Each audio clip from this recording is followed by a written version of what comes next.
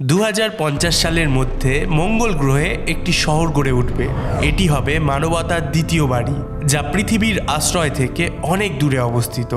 ভাবতেই অবাক লাগে, তাই না? স্পেসএক্স আমাদের মাল্টি প্ল্যানেটারি বা বহু গ্রহের প্রজাতিতে পরিণত করতে কোমর বেঁধে নেমেছে। কিন্তু শুনুন, মঙ্গলে যাওয়াটা আসল চ্যালেঞ্জ নয়। আসল চ্যালেঞ্জ হলো সেখানে গিয়ে বেঁচে থাকা। কারণ মঙ্গলের এই শহর চাঁদের মতো কোনো সাধারণ আস্তানা হবে না। এর লক্ষ্য একটাই, পৃথিবীর ওপর নির্ভর না করে 100% স্বয়ংসম্পূর্ণ হওয়া। চাঁদের ব্যাপারটা আগে ভাবুন। চাঁদ আমাদের এত কাছে যে চাইলে মাত্র একদিনের মধ্যে সেখানে যাওয়া আসা করা সম্ভব। অর্থাৎ চাঁদে আপনার কিছু প্রয়োজন হলে পৃথিবী থেকে সেটা আনিয়ে নেওয়া খুব একটা কঠিন নয়। কিন্তু মঙ্গলের গল্পটা পুরো আলাদা। বর্তমান প্রযুক্তিতে মঙ্গলে যেতে সময় লাগে প্রায় 8 মাস। হ্যাঁ, ভবিষ্যতে হয়তো পারমাণবিক প্রযুক্তির রকেট ব্যবহার করে এই সময়টা 45 দিনে নামিয়ে আনা সম্ভব হবে, কিন্তু সেটাও কম সময় নয়। এর সহজ অর্থ হলো মঙ্গলে বসে আপনি পৃথিবীর সাহায্যের আশায় দিন গুনতে পারবেন না। মঙ্গলে লাল মাটিতে যা আছে সেটা দিয়েই আপনাকে বাঁচতে হবে। আর সত্যি বলতে সেখানে ধুলো আর পাথর ছাড়া বিশেষ কিছু নেই। আর ঠিক এখানেই চ্যালেঞ্জটা সব থেকে বড়। এই অভাবই আমাদের বাধ্য করবে সেখানে বিশাল সব ইন্ডাস্ট্রি বা কলকারখানা গড়ে তুলতে, যার কাজ হবে ওই পাথর থেকেই বাঁচার রসদ বের করে আনা। লক্ষ্যটা খুব পরিষ্কার। যদি কোনো কারণে পৃথিবী থেকে জাহাজ আসা চিরতরে বন্ধও হয়ে যায়, তবুও যেন মঙ্গলের মানুষ নিজের পায়ে দাঁড়িয়ে মানব সভ্যতাকে টিকিয়ে রাখতে পারে। পৃথিবীতে কোনো মহা বিপর্যয় নামার আগেই আমাদের একটি ব্যাকআপ প্ল্যান দরকার। আর সেই প্ল্যান হলো মঙ্গলে অন্তত 10 লক্ষ মানুষের একটি স্থায়ী সভ্যতা গড়ে তোলা। আক্ষরিক অর্থেই আমাদের সেখানে গভীর শেকড় গাড়তে হবে। কিন্তু এই বিশাল কর্মযজ্ঞে মানুষ প্রথমেই পা রাখবে না। আমাদের আগে মঙ্গলের মাটি দখলে নেবে রোবটরা। ডজন ডজন, হয়তো শত শত রোবট সেখানে গিয়ে আমাদের জন্য পথ তৈরি করবে। আর এখানেই স্পেসএক্সের এবং টেসলার কানেকশনটা পরিষ্কার হয়ে যায়। এটা কোনো কাকতালীয় ঘটনা নয় যে ইলন মাস্কের কোম্পানি টেসলা ঠিক সেই প্রযুক্তিই বানাচ্ছে যা মঙ্গলে শহরের ভিত গড়তে কাজে লাগবে। নাম তার অপটিমাস। এই হিউম্যানয়েড রোবটগুলো হুবহু মানুষের মতো কাজ করতে পারে। যদি মানুষ মঙ্গলে প্রথমে নামতো, তারা যা করত অপটিমাস সেটা আমাদের যাওয়ার আগেই করে রাখবে।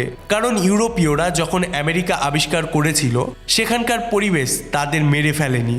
কিন্তু মঙ্গলের পরিবেশ ক্ষমা করতে জানে না। তাই সেখানে প্রস্তুতি ছাড়া একদল মানুষকে নামিয়ে দিলে বলা যাবে না যে তোমরা তোমাদের ব্যবস্থা করে নাও। কারণ এটা হতে চলেছে মানব ইতিহাসের সবথেকে বিপজ্জনক অভিবাসন। মঙ্গলে টিকে থাকা আর আন্টার্কটিকা বা সাহারা মরুভূমিতে টিকে থাকা এক কথা নয়। মঙ্গল আন্টার্কটিকার চেয়েও ঠান্ডা এবং সাহারার চেয়েও শতগুণ শুষ্ক। কিন্তু আসল সমস্যাটা অন্য জায়গায়। মঙ্গলের সব থেকে বড় ঘাতক হলো এর বায়ুমণ্ডল। সেখানকার বাতাস এতটাই পাতলা যে কোনো তরল পদার্থ সেখানে টিকে থাকতে পারে না। আর পদার্থবিজ্ঞানের নিয়ম হলো চাপ না থাকলে জল তরল থাকতে পারে না, তা বাষ্প হয়ে উড়ে যায়। এদিকে মানুষের শরীরের 70% জল। তাই মঙ্গলের মাটিতে যদি আপনি সুরক্ষা স্যুট বা স্পেশাল স্যুট ছাড়া এক মুহূর্তের জন্য দাঁড়ান, আপনার সাথে 3টি ঘটনা একসাথে ঘটবে। একদিকে আপনি ঠান্ডায় জমে যাবেন, অন্যদিকে শরীরের ভেতরে রক্ত ফুটতে শুরু করবে এবং একই সাথে অক্সিজেনের অভাবে আপনি শ্বাসরুদ্ধ হয়ে মারা যাবেন। এখানেই শেষ নয়, যদি আপনি স্যুট পরেও থাকেন তবুও রেহাই নেই। মঙ্গলে পৃথিবীর বায়ুমণ্ডলের মতো কোনো ওজোন স্তর বা বায়ুমণ্ডলের বর্ম নেই। তাই সূর্য নামের ওই বিশাল পারমাণবিক চুল্লি থেকে আসা বিষাক্ত রেডিয়েশন সরাসরি আপনার ওপর আঘাত আনবে। মঙ্গলের এই নরকসম পরিবেশে মানুষ পাঠানোর ঝুঁকি স্পেসএক্স এখনই নিচ্ছে না। তাদের পরিকল্পনা খুব পরিষ্কার। মানুষের আগে মঙ্গলে যাবে অপটিমাস রোবট।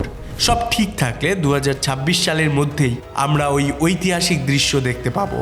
স্পেসএক্সের রোডম্যাপ অনুযায়ী প্রথম ধাপে 5টি স্টারশিপ মঙ্গলের উদ্দেশ্যে রওনা দেবে। প্রত্যেকটিতে থাকবে 10 টন করে মালামাল বা পেলোড।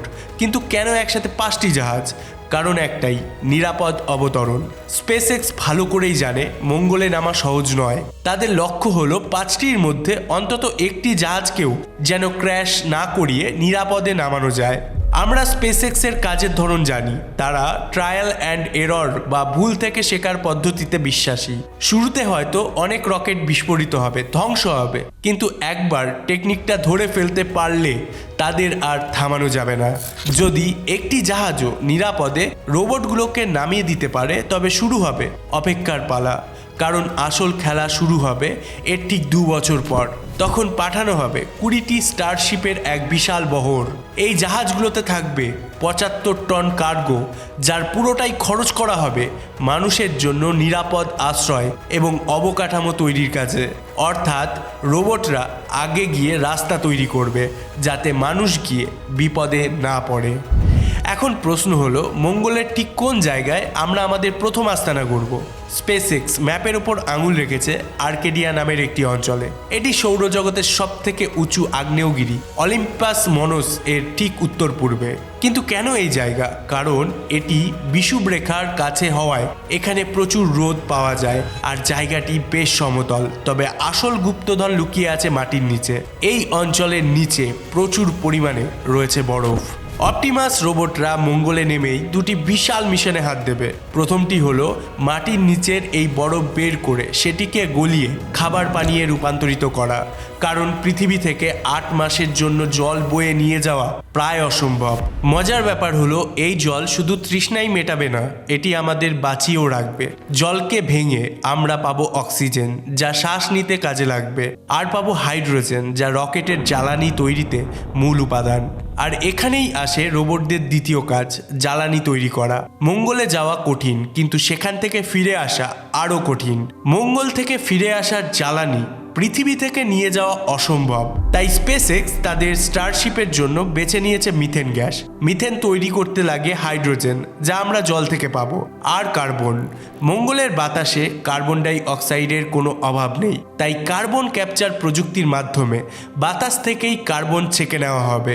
সহজ কথায়, মঙ্গলের বাতাস আর বরফ দিয়েই তৈরি হবে আমাদের বাড়ি ফেরার জ্বালানি আর শ্বাস নেওয়ার অক্সিজেন। কিন্তু যদি মঙ্গলে একটি আস্ত শহর গড়তে হয়, তাহলে আমাদের মাটির গভীরে যেতে হবে। আর এখানেই ইলন মাস্কের কোম্পানিগুলোর ইকোসিস্টেমের জাদু দেখা যাবে। স্পেসএক্স মানুষকে মঙ্গলে নিয়ে যাবে ঠিকই, কিন্তু সেখানে মাটি খুঁড়ে বরফ বের করার প্রযুক্তি স্পেসএক্সের নেই। এই প্রযুক্তি আছে মাস্কের আরেক কোম্পানি, দ্য বোরিং কোম্পানির হাতে। পৃথিবীতে তারা মাটির নিচে টানেল বানিয়ে জ্যাম কমানোর জন্য রাস্তা তৈরি করছে, কিন্তু মঙ্গলে তাদের মিশনগুলো কাজ করবে খনিজ শ্রমিক হিসাবে। এই রোবোটিক ড্রিল মেশিনগুলো মাটির গভীর থেকে হাজার হাজার টন বরফ তুলে আনবে। আর এই খোঁড়াখড়ির সময় যে বিপুল পরিমাণ পাথর আর মাটি উঠে আসবে, তা কিন্তু আবর্জনা নয়। এই পাথরগুলোকে উচ্চ তাপে গলিয়ে তৈরি করা হবে মঙ্গলের প্রথম মজবুত রাস্তা এবং রকেটের ল্যান্ডিং প্যাড। কারণ ধুলোবালি ওরা মঙ্গলের মাটিতে স্টারশিপের মতো বিশাল রকেট ল্যান্ড করালে ধূলিঝড় সৃষ্টি হবে, যা ভীষণ বিপজ্জনক। তাই আগে ল্যান্ডিং প্যাড, তারপর মানুষের অবতরণ। রোবটদের কঠোর পরিশ্রমের ঠিক 2 বছর পর, আনুমানিক 2030 সাল নাগাদ, আমরা 100টি স্টারশিপের সেই ঐতিহাসিক বহরকে মঙ্গলের আকাশে দেখতে পাবো। মানুষ নামবে মঙ্গলে, কিন্তু মানুষ নামার সাথে সাথেই রোবটদের সামনে আসবে এক বিশাল চ্যালেঞ্জ। রোবটদের জন্য সামান্য সোলার প্যানেল যথেষ্ট ছিল। তারা প্রয়োজনে কাজ বন্ধ করে স্লিপ মোডে যেতে পারে, কিন্তু মানুষের সেই বিলাসিতা নেই। মানুষের জন্য তৈরি লাইফ সাপোর্ট সিস্টেম, যা অক্সিজেন তৈরি করে, বাতাস ফিল্টার করে, তাপমাত্রা নিয়ন্ত্রণ করে, তা 1 সেকেন্ডের জন্য বন্ধ করা যাবে না। মঙ্গলেও পৃথিবীর মতোই দিনরাত হয়, অর্থাৎ প্রতি 24 ঘন্টায় 12 ঘন্টা থাকে ঘুটঘুটে অন্ধকার। তখন সোলার প্যানেল অচল। এই সময় পুরো শহরকে বাঁচিয়ে রাখতে প্রয়োজন হবে টেসলার মেগাপ্যাক ব্যাটারি। এগুলো লিথিয়াম আয়ন ব্যাটারির বিশাল আধার। একটি মেগাপ্যাক এতটাই শক্তিশালী যে একটি মাত্র ইউনিট দিয়ে মঙ্গলের প্রাথমিক কলোনিকে সারা রাত বিদ্যুৎ দেওয়া সম্ভব। স্টারশিপের কার্গো বেতে করে এই ব্যাটারিগুলো খুব সহজেই মঙ্গলে নিয়ে যাওয়া হবে। অর্থাৎ দিনে সূর্য এবং রাতে টেসলার ব্যাটারি। এভাবেই চলবে মঙ্গলের জীবন। এবার আসা যাক বাসস্থানের কথায়। শুরুতে মানুষ হয়তো স্টারশিপের ভেতরেই থাকবে, কারণ এটি রেডিয়েশন থেকে সুরক্ষা দেয় এবং এর ভেতরে বাতাস আছে। কিন্তু ভাবুন তো, আপনি কি সারা জীবন একটা বিমানের ভেতরে বা জাহাজের কেবিনে কাটিয়ে দিতে পারবেন? স্টারশিপ হয়তো 165 ফুট লম্বা একটি সরু টাওয়ার। এর ভেতরে জীবন মানেই সারাদিন লিফট বা মই দিয়ে ওঠানামা করা। মানুষের মানসিক স্বাস্থ্যের জন্য দরকার হলো জায়গা বা হরাইজন্টাল স্পেস। তাই স্টারশিপ থেকে বেরিয়ে আমাদের মাটিতে বাড়ি বানাতেই হবে। আমাদের কল্পনায় বা সায়েন্স ফিকশন মুভিতে আমরা দেখি মঙ্গলে বিশাল কাচের গুম্বজ বা গ্লাস ডোম, দেখতে অপূর্ব, কিন্তু বাস্তবে এটি মঙ্গলের প্রথম কলোনির জন্য সবথেকে খারাপ আইডিয়া। কেন? প্রথম, এর ওজন।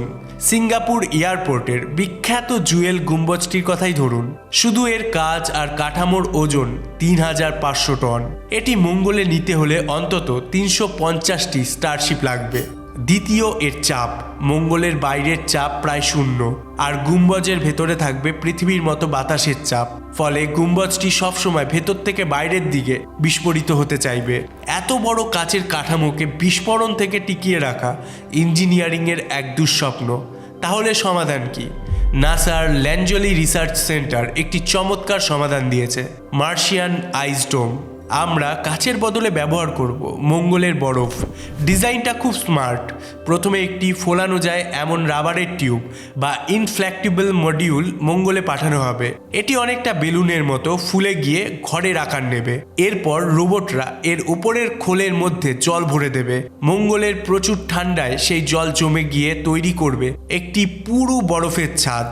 এবার আপনাদের মনে প্রশ্ন হতে পারে, বরফই কেন সেরা? এর মুখ্য দুটি কারণ। প্রথমটি হলো রেডিয়েশন শিল্ড। মহাকাশের ক্ষতিকর কসমিক রে বা রেডিয়েশন আটকাতে জল বা বরফ, যাতে প্রচুর হাইড্রোজেন আছে, তা সীসা বা লিডের চেয়েও ভালো কাজ করে। দ্বিতীয়ত, প্রাকৃতিক আলো। বরফ স্বচ্ছ, তাই এর ভেতর দিয়ে সূর্যের আলো ঘরে ঢুকবে, কিন্তু ক্ষতিকর রেডিয়েশন আটকে যাবে। ফলে মানুষ এই ঘরে জীবনযাপন করতে পারবে এবং ডিপ্রেশনে ভুগবে না। তারা দিন রাতের পরিবর্তন দেখতে পাবে।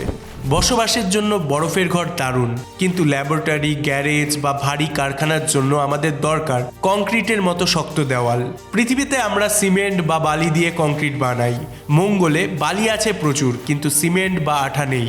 পৃথিবী থেকে হাজার হাজার টন সিমেন্ট বয়ে নেওয়াও সম্ভব নয়। তাহলে পাথর জোড়া লাগানোর আঠা কোথায় পাবো? উত্তরটা আপনার শরীরের ভেতরেই আছে। বিজ্ঞানীরা একে বলেন অ্যাস্ট্রোক্রিট বা বায়োক্রিট। শুনতে গা গুলিয়ে আসলেও চরম পরিস্থিতিতে এটাই বাস্তবতা। মানুষের রক্তে থাকা প্রোটিন এবং ঘাম এবং প্রস্রাব থেকে পাওয়া ইউরিয়া, এই দুইয়ের মিশ্রণ মঙ্গলের ধুলোর সাথে মেশালে এমন এক পদার্থ তৈরি হয় যা সাধারণ কংক্রিটের চেয়েও বেশি শক্ত। যা ম্যানচেস্টার ইউনিভার্সিটির গবেষণায় এটি প্রমাণিত হয়েছে। অর্থাৎ মঙ্গলের ভবিষ্যতের শহরগুলো আক্ষরিক অর্থেই আমাদের রক্ত আর ঘাম দিয়ে তৈরি হবে। টিকে থাকার জন্য মানুষ যে কতটা মরিয়া হতে পারে, এই প্রযুক্তি সম্ভবত তার সবথেকে বড় প্রমাণ। আমরা হয়তো রক্ত দিয়ে বাড়ি বানানোর ব্যাপারটা এড়াতে চাইব, কারণ সেটা স্বাস্থ্যের জন্য ঝুঁকিপূর্ণ। কিন্তু মঙ্গলে আমাদের হাতে আরেকটি অফুরন্ত সম্পদ আছে, মানুষের বজ্র বা প্রস্রাব। মঙ্গলে জলের প্রতিটা ফোঁটা ফিল্টার করে পুনরায় পান করা হবে। এই ফিল্টার প্রক্রিয়ার পর যে অবশিষ্ট পদার্থটি থেকে যায় তা হলো ইউরিয়া। বিজ্ঞানীরা দেখেছেন এই সাধারণ ইউরিয়া মঙ্গলের মাটির সাথে মিশিয়ে এক বিশেষ ধরনের বায়োপলিমার তৈরি করা সম্ভব। সহজ কথায়, এটি এমন এক ধরনের সিমেন্ট তৈরি করে যা পৃথিবীর সাধারণ কংক্রিটের চেয়েও অনেক বেশি ভার সইতে পারে। ঘরবাড়ি বা ল্যান্ডিং প্যাড বানানোর জন্য এটি আদর্শ। শুনতে হয়তো পাগলামি বা একটু নোংরা মনে হতে পারে, কিন্তু ইতিহাস ঘাটলে দেখবেন এটা নতুন কিছু নয়। মধ্যযুগে যখন বড় বড় দুর্গ বা ক্যাসেল বানানো হতো, তখন রাজমিস্ত্রিরা তাদের মশলা বা সিমেন্টের বাঁধন শক্ত করার জন্য পশুর রক্ত মেশাতেন, অর্থাৎ জীবদেহের তরল দিয়ে স্থাপনা তৈরির এই টেকনিক হাজার বছরের পুরনো এবং পরীক্ষিত। জল, অক্সিজেন আর ঘর তো হলো, কিন্তু খাবেন কি? পৃথিবীর প্যাকেটজাত খাবার দিয়ে কিছুদিন তো চলা যাবে, কিন্তু 10 লক্ষ মানুষকে তো আর অনন্তকাল পৃথিবী থেকে খাইয়ে বাঁচিয়ে রাখা সম্ভব নয়। তাই আমাদের মঙ্গলেই ফসল ফলাতে হবে। আর বিশ্বাস করুন, এই কাজটি হতে চলেছে সব থেকে জটিল। পৃথিবীতেই চাষাবাদ করা কঠিন, আর মঙ্গলে তো মাটিই আপনার শত্রু। মঙ্গলের লাল মাটিতে মিশে আছে পারক্লোরেট নামের এক ধরনের বিষাক্ত লবণ। আমরা সুইমিং পুলে ব্যাকটেরিয়া মারার জন্য যে ক্লোরিন ব্যবহার করি, এটি অনেকটা সেই রকম। অর্থাৎ এই মাটিতে আপনি যাই বুনবেন, মাটি সেটাকে মেরে ফেলবে। তাহলে উপায়? পৃথিবী থেকে মাটি বয়ে নিয়ে যাওয়া গাণিতিকভাবে এখনো অবধি অসম্ভব। 10 লক্ষ মানুষের খাবারের জন্য যে পরিমাণ মাটি লাগবে তা 1000টা স্টারশিপ দিয়েও নেওয়া যাবে না। তাই আমাদের কঠিন পথটাই বেছে নিতে হবে, মঙ্গলের মাটি শোধন করা। পারক্লোরেট ধুয়ে বের করে সেই মৃত মাটিতে প্রাণ ফেরাতে হবে। আমাদের এমন একটি ইন্ডাস্ট্রি গড়তে হবে যা মাটি থেকে বিষাক্ত পারক্লোরেট আলাদা করবে। কিন্তু বিষ দূর করলেই হবে না, গাছের বাড়ার জন্য নাইট্রোজেন এবং ফসফরাসের মতো পুষ্টি দরকার। ভাগ্যবশত আমাদের কাছে এর একটা অফুরন্ত উৎস আছে। ঠিক যেমন আমরা প্রস্রাব দিয়ে কংক্রিট বানাচ্ছি, তেমনই মানুষের মল ব্যবহার করা হবে উৎকৃষ্ট সার হিসাবে। আর এই সার ব্যবহার করেই মঙ্গলের রুক্ষ মাটিতে পুষ্টি যোগাতে হবে। কাজটা শুনতে বা দেখতে মোটেও সুন্দর হবে না, কিন্তু বাঁচার জন্য এর কোনো বিকল্প নেই। আর ঠিক এইভাবেই যখন আমরা মঙ্গলে বিদ্যুৎ, জল, অক্সিজেন, বাসস্থান এবং খাবার, এই 5টি মৌলিক চাহিদা নিজেরাই মেটাতে পারবো, পৃথিবী থেকে সাহায্য আসা বন্ধ হলেও আমরা টিকে থাকবো। তখনই আমরা বুক ফুলিয়ে বলতে পারবো, মানুষ এখন সত্যিকারের অর্থেই এক বহু গ্রহের প্রজাতি বা মাল্টি প্ল্যানেটারি স্পিসিস। কিন্তু মঙ্গলের পর কি? আমাদের যাত্রা কি এখানেই শেষ?